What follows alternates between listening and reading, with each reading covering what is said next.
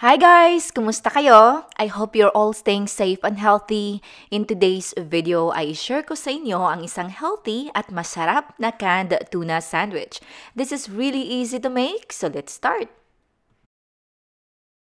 Sa lista ng mga sangkap, nasa description box yan. Below this video, i-click nyo lang yung show more. Okay? So, of course, kailangan natin dito ng canned tuna, carrots, this is dill, masarap sa tuna, smoked paprika, chives, what else? Okay, this is lemon pepper, mayo, mayonnaise, this is red onion, asin, and yellow mustard.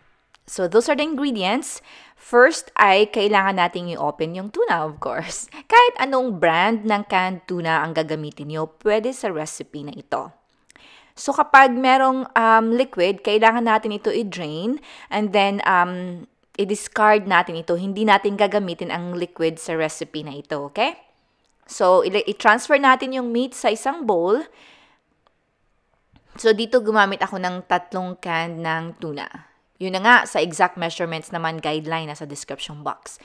Add natin dito yung mayo, yung carrots, red onion, yellow mustard, o kung anong mustard na available sa inyo, yung dill, chives, yung remaining ng mga sangkap, i-add na natin dito lahat. Okay? So, sa lemon pepper, kung wala kayong lemon pepper, you could use naman yung black pepper lang. Okay? Kung wala kayong chives, then use yung spring onion. Kung walang dill, skip nyo na lang. Pero masarap kasi yung dill sa seafood. So yan, haluin lang natin ito hanggang sa ma-well combined.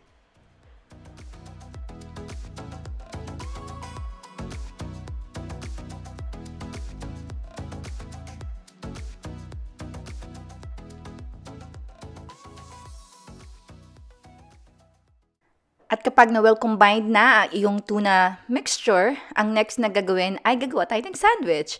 So, sa recipe na ito, pwede nyo naman kainin agad-agad. Pero yun na nga, ginagawa ko to para sa lunch ng asawa ko. So, regular na sandwich. Pero you can use naman ito sa like open-faced na sandwich or sa toast or ulam. Pwede naman siguro, no? Depende rin sa inyo.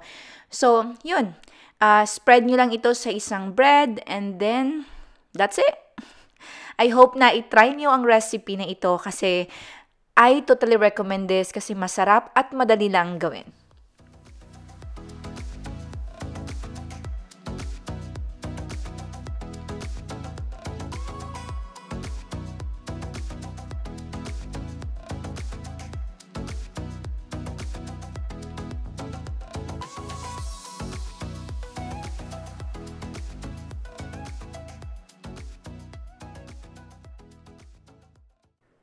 Alright guys, that's all for today's video. Thank you so much for watching. Yun na nga, sa exact measurements, kindly check yung nakalagay na show more. I-click nyo lang yan.